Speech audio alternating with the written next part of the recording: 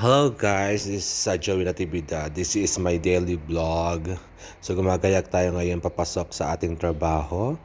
So, tapos na po akong gumayak niyan. Ayan, paalabas na ako ng aming bila. Siyempre may dala-dala tayong pagkain. Ayan, kasi hindi pa tayo nagbe-breakfast. Doon na tayo magbe-breakfast sa trabaho natin guys. So pababa na rin ako ng hagdan. So yan nga po pala yung aming bahay dito sa Saudi Arabia.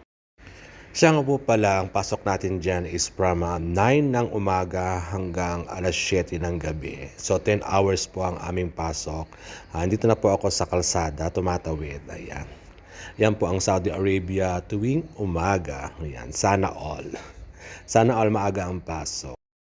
So walking distance nga lang pala ang aming shop. Halos magkasing lapit lang yung aming shop sa aming tinitirang bahay. So ayan, papasok na ako sa aming shop. So ako nga pala isang florist dito sa Saudi Arabia. So ako po ay nagtatrabaho sa isang flower shop. So ito po ang aming shop. Ako po ang opening. So bubuksan po natin. Yan po yung aming daily routine.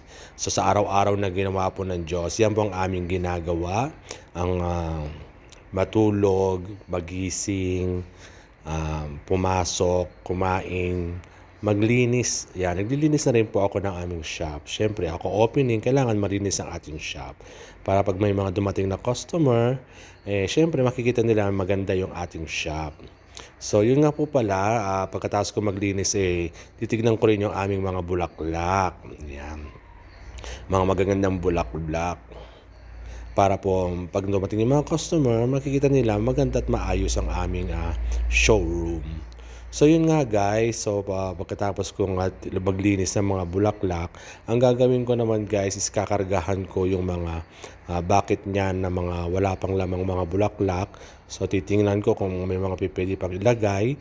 So ayan, nilinisan natin yung ating mga roses. Ayan, red roses. Sana all.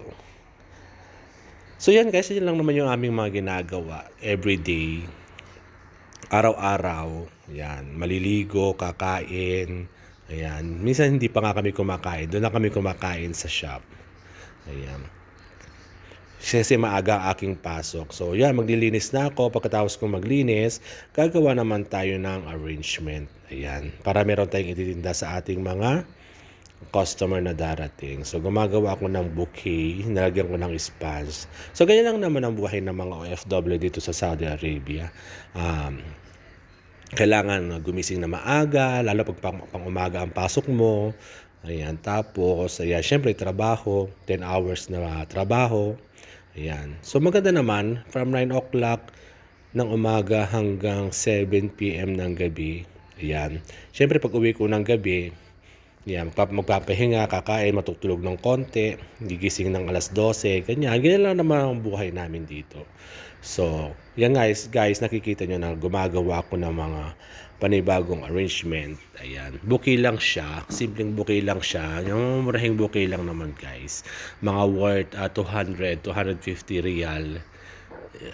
Para pag may dumating na customer, may mapipili sila. So yun nga guys, malapit na naman ang Kapaskuhan. Nalalapit na naman ang Kapaskuhan. Yan, Merry Christmas po sa lahat ng OFW sa ang sulok ng mundo.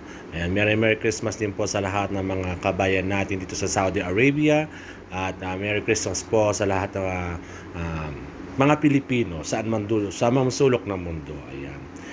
Once again guys, malapit na pong matapos ang ating video. Maraming salamat sa lahat ng mga support and sa lahat ng mga hindi pa nakaka-follow. Please follow Joey Natividad Real Talk and Natividad Joey for my Facebook page and Joey Natividad for my YouTube. So hanggang dito na lang guys. Hanggang sa muli.